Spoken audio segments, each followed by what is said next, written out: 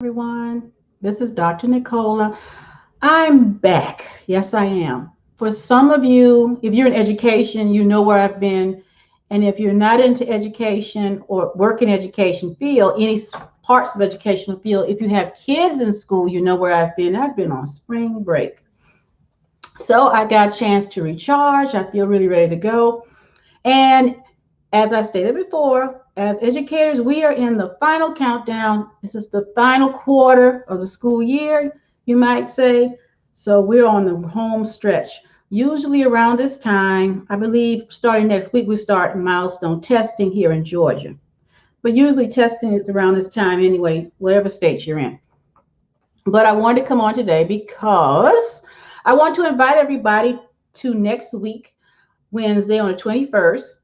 If you are a non-homeroom teacher, I'm considered a non-homeroom teacher because I'm a media specialist or teacher librarian, meaning that I don't really keep roll or grades. But then there are non-homeroom teachers such as PE, art, music, different subjects like that, where you have the students come into you or you go out to them, and you're not necessarily their homeroom teacher.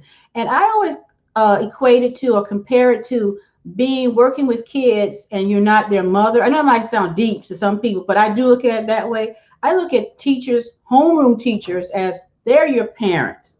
So when you come out to me, you feel a little less restricted. You might do things you normally wouldn't do with your teacher that you would do with me.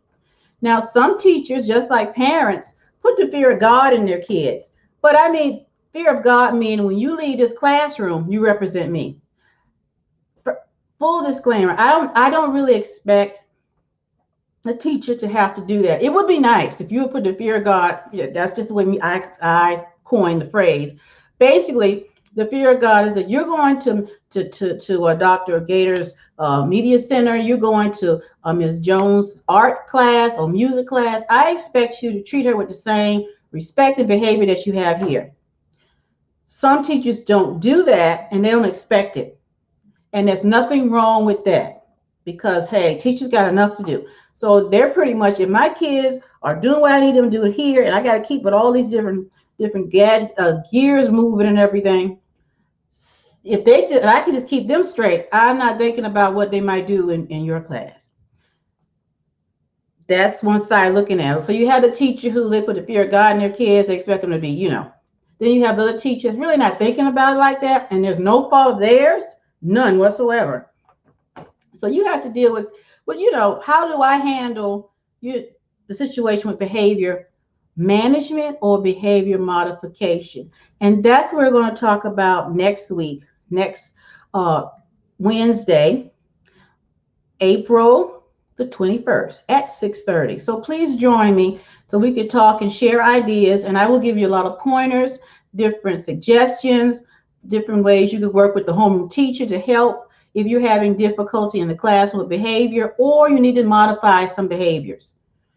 Because you're really going to need that now, especially since we're going back into the school building and some of us are doing hybrid learning, which means you got sometimes the art teacher, music teacher, PE teacher, or so forth. The kids are dealing with them. And it's pretty much like we might be in April, but the kids, when they come back into the school, they feel pretty much like the first day of school. So you just need that kind of tips and tricks, you might say, or what's another word I could use? Interventions or strategies that will help you. And that's our primary goal here at Ultra Didactic Education Consulting. We specialize in behavior management and behavior modification, along with stress management for teachers. So please join me April 21st. I would love to have you. We're going to do it on a Zoom so that you can type your questions in if you have any, or you can go on my LinkedIn. My LinkedIn is Dr. Nicola. My LinkedIn, if you like to leave a question previous to our stream on Wednesday. So I'm going to stop rambling. And I'm just going to say thank you for coming, listening to me today. And hopefully, I want to thank you in advance for being with me next Wednesday. So until then, please be good to yourself, be good to others, and I promise it will be returned to you. Bye-bye.